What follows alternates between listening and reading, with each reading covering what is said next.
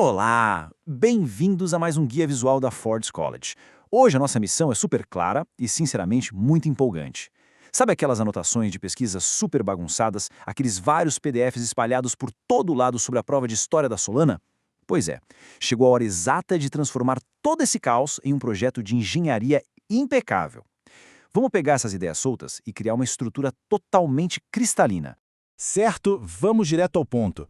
Pense na nossa agenda como nosso manual de construção de hoje. A gente vai passar por 5 passos. 1.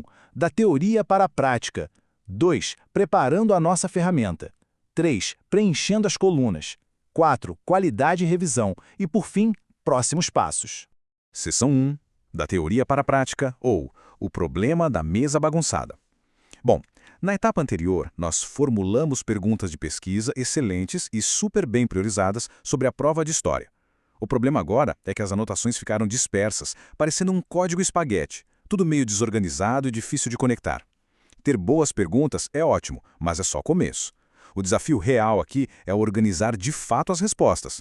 E aí vem a grande pergunta que precisamos resolver: como transformar perguntas amplas em dados acionáveis? Como pegar um conceito super complexo, tipo o comportamento da rede sob latência, e tornar isso realmente útil? Pense nisso como um processo de engenharia mesmo. A gente precisa de uma espécie de máquina de triagem, capaz de processar todo esse material acadêmico bruto e refinar num artefato sólido e incontestável para o Capstone.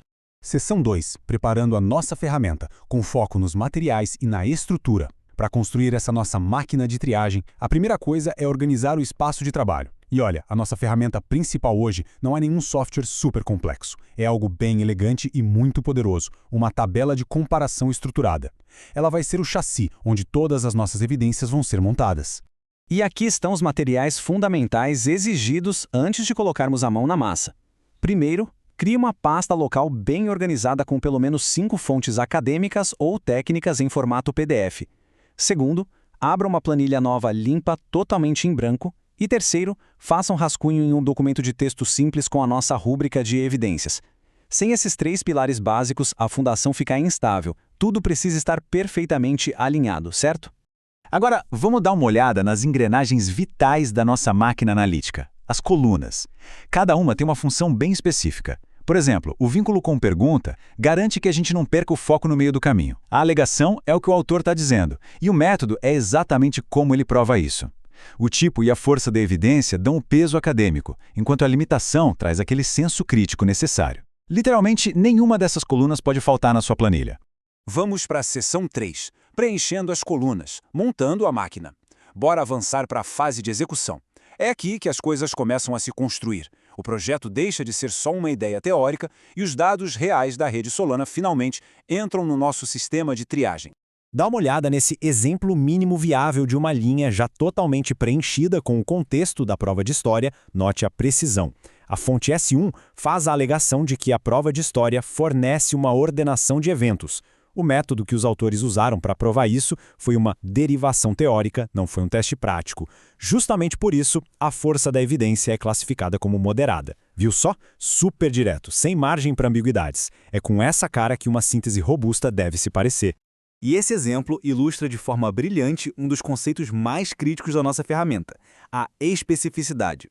Escrever que o método foi apenas uma análise é tão vago que não serve para quase nada na hora de defender sua ideia.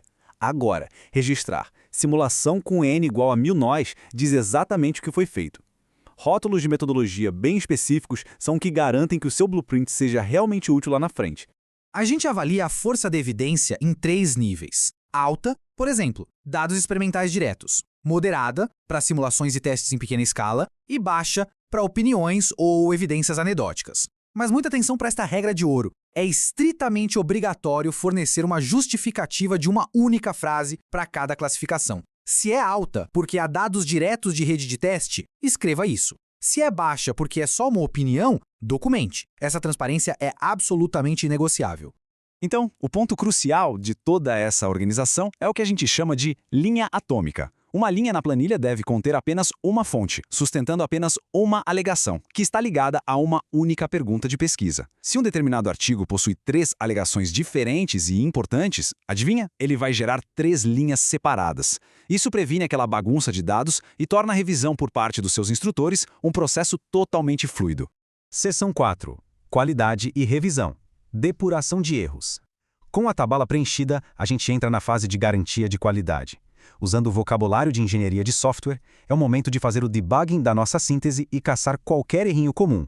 Existem algumas armadilhas aqui em que todo mundo cai. A primeira chega a ser engraçada. Muitas vezes o que o autor deseja muito que seja verdade é só uma esperança dele para o futuro da rede, não um dado empírico que ele comprovou. Pessoal, otimismo não é evidência. Outra coisa, evite duplicar a mesmíssima evidência exata para tentar provar coisas diferentes. E por fim, a precisão na hora de parafrasear é essencial para não distorcer o que o estudo original de fato falou. Para agilizar, aqui está um checklist de controle de qualidade super rápido. Regra número 1. 0 células vazias. Sério, uma célula em branco já quebra a reprodutibilidade de todo o documento. Regra número 2. A justificativa de uma frase que a gente combinou está presente. Se esses recursos da nossa lista estiverem com status validado, o seu artefato final está robusto, reprodutivo e 100% pronto para revisão por pares. Seção 5. Próximos passos. Exportação para o capstone. Chegamos à fase final. A nossa máquina está montada, está calibrada e livre de erros. O foco agora é entender como essa ferramenta maravilhosa que criamos vai alimentar diretamente a apresentação do projeto final. As ações finais são extremamente acionáveis. Primeiro, exporte a sua tabela concluída para o formato CSV. Depois, gere um snapshot, um recorte visual limpo das 3 alegações que geram um maior contraste ou debate. E, por fim, salve tudo meticulosamente na pasta de exportação, a Apon Synthesis/Exports. Isso garante que todo esse raciocínio minucioso que construímos hoje possa ser exibido com perfeição na hora da apresentação. E a gente encerra com este pensamento bem provocativo. A estruturação rigorosa da evidência não é um simples trabalho burocrático. Ela muda completamente a forma como nós compreendemos e explicamos a tecnologia. Afinal, se a base dos dados é frágil, como a arquitetura da rede vai se sustentar sob pressão? Estruturar bem te dá o poder de explicar sistemas complexos de forma irrefutável. Muito obrigado por acompanhar este guia visual. Para continuar aprofundando seus conhecimentos no universo da Web3, é só acessar forte.college. Até a próxima!